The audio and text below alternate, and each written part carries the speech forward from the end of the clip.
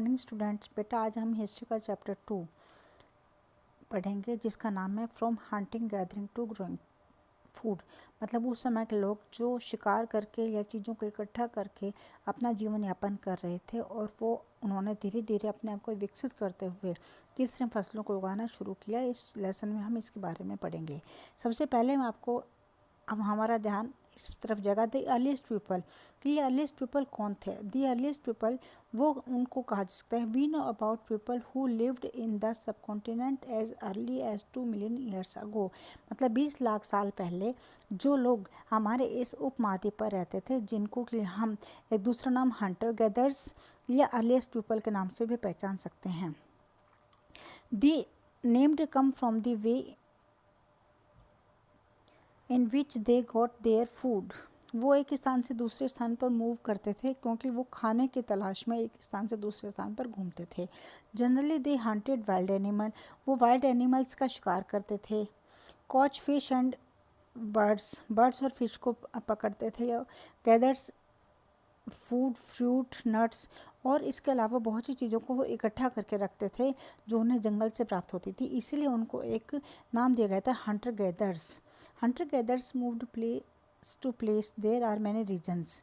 Hunter gathers जो थे वो एक स्थान से दूसरे स्थान पर मूव करते थे। इसके बहुत से कारण कहे जा सकते हैं। इसमें फर्स्ट कारण ये है कि if they had stayed at one place to a long time they would have eaten up all the available plants and animal resources.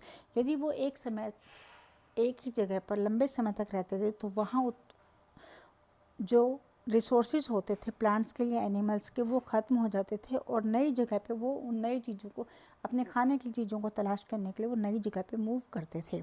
Second, animals move from place to place. जिस तरह से animals move करते थे अपने खाने की तलाश में, हरी घास के तलाश में या अपने खाने की तलाश में एक स्थान से दूसरे स्थान पर मूव करते थे, उन्हीं के पीछे पीछे ये लोग भी एक स्थान से दूसरे स्थान पर मूव करते थे या घूमते थे। इसका थर्ड रीज़न है बेटा plants and trees bear fruit in different tree seasons. अलग अलग जगहों पर अलग अलग प्लांट्स में या अलग अलग तरह के में फ्रूट्स पाए जाते हैं। ये सीजनली होते हैं बेटा। इसलिए जिस तरह से आज हमें आम बहुतायत में देखने को मिलता है क्योंकि ये गर्मी के सीज़न में ही पाया जाता है और इसके अलावा सर्दियों के सीज़न के अलग अलग फ्रूट्स होते हैं तो वो नए नए सीजन के हिसाब से फ्रूट्स या प्लांट्स की तलाश करने के लिए भी एक स्थान से दूसरे स्थान पर मूव करते थे। और इसका फोर्थ रीज़न है बेटा movement due to the west water requirement. Water जो पानी जो हमारे सभी के लिए बहुत ज़्यादा आवश्यक है, चाहे वो पीपल्स हों, प्लांट्स हों या एनिमल्स हों, सबके जीवन के लिए पानी बहुत ही ज़्यादा महत्वपूर्ण है। और पानी हमें मुख्यतः मिलता है लेक से, स्ट्रीम से या रिवर से। तो जब गर्मी के दिनों में पानी सूख जाता था तो वो नए पानी की स्रोतों को ढूंढने के लिए एक स्थान से दूसरे स्थान पर मूव करते थे, घूमते थे।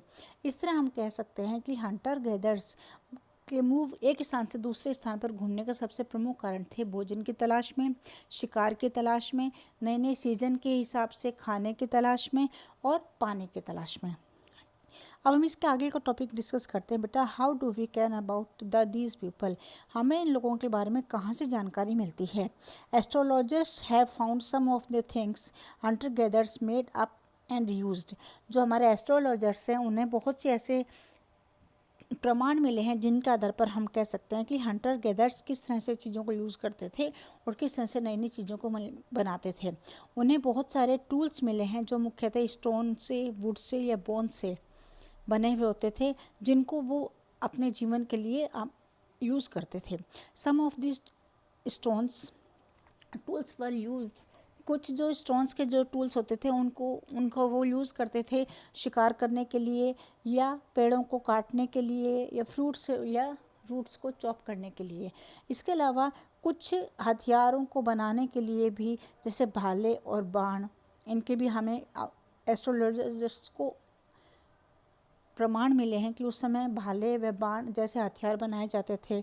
इसके अलावा लकड़ी का यूज़ करते थे बेटा हट्स बनाने के लिए और टूल्स बनाने के लिए, मतलब हथियार बनाने के लिए। इस तरह हम देखते हैं कि वो किस तरह से वो लोग अपने जीवन को आगे चलाने के लिए, अपने जीवन को आगे बढ़ाने के लिए उन्होंने लकड़ियों के, पत्थरों के और बोन से नए नए हथियार बनाए। अब हमारा नेक्स्ट टॉपिक है बेटा choosing a place to live in. वो किस तरह की जगह या किस तरह की जगहों पर रहना ज़्यादा पसंद करते थे।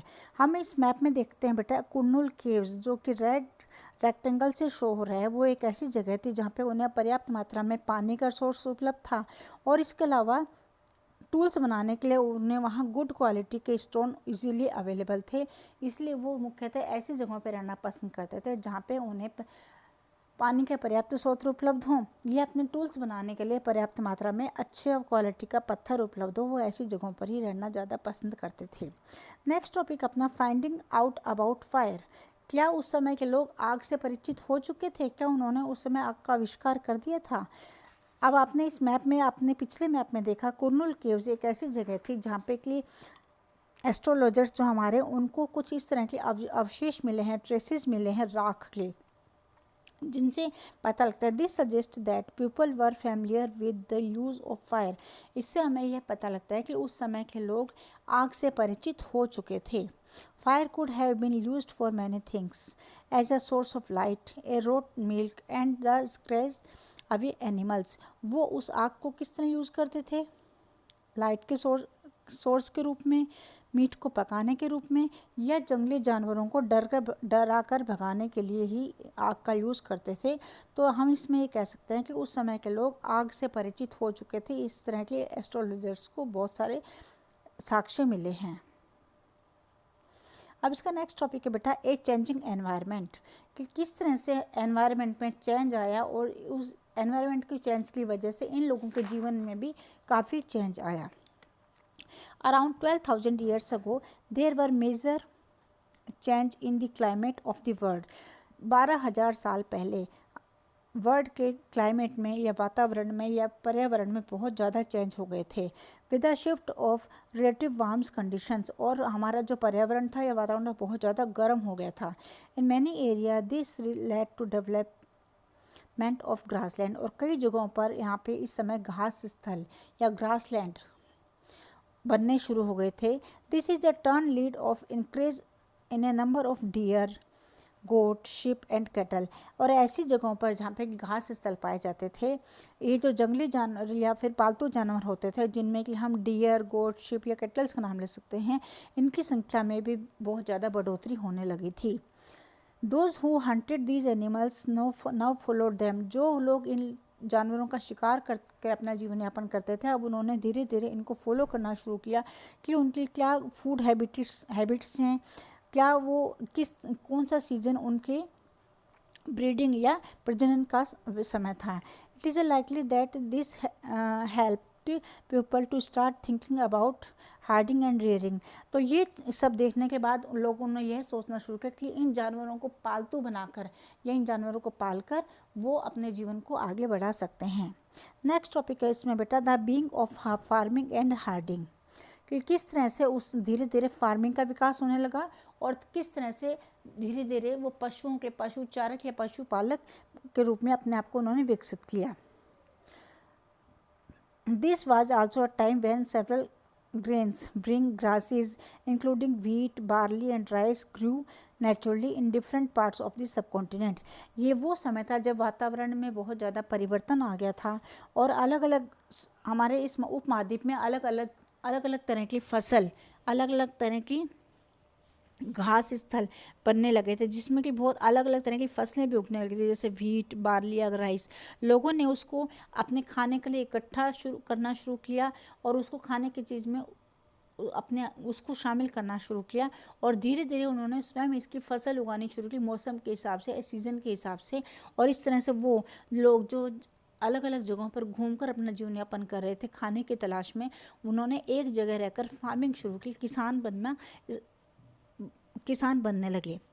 अब उसका आगे का पॉइंट है बेटा people could also attack and then tame animals by the living food for them near their shelters. धीरे धीरे लोगों ने जहाँ खेती करना शुरू की वहीं उन पालतू जानवरों को पालना शुरू किया, अपने जीवन यापन के लिए अपने साथ उनको रखना शुरू किया। हम यदि इसमें देखें तो सबसे पहले जो पालतू जानवर था वह था कुत्ता, उसके बाद भेड़, बकरी, गाय, शिप, गोट, इन सबको भी पाला जाने लगा और वो लोग जो हंटर गेदर्स के नाम से जाने जाते थे अब एक पशुपालक या एक फार्मर के रूप में उन्होंने अपने आप को विकसित कर लिया था। आज इस टॉपिक में बेटा हम इतना ही पढ़ेंगे। अब हम इस पूरे चैप्टर का यदि कंक्लूजन देखें तो जो लोग शुरू में खाने की खोज में एक स्थान से दूसरे स्थान पर घूमने लगे थे, धीरे धीरे जैसे जैसे एनवायरनमेंट में चेंज आता गया वैसे वैसे उन्होंने अपने आप को उसके अनुसार डाल लिया और एक शिकारी की जगह वो एक फार्मर बन गए या संग्राहक की जगह वो एक पशुपालक भी बन गए। इस तरह से उनके जीवन में बहुत ज़्यादा परिवर्तन आया। अब हम नेक्स्ट टॉपिक में बेटा नेक्स्ट टॉपिक पढ़ेंगे।